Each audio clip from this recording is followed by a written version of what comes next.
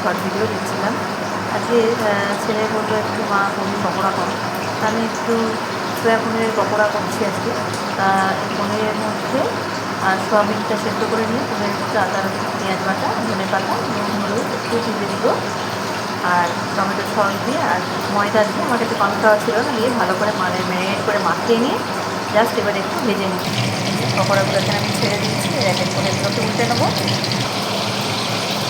এখানে একদম রেডি হয়ে গেছে আমার সয়াবিন আর পনিরের পকোড়া। কত সুন্দর দেখতে লাগছে না?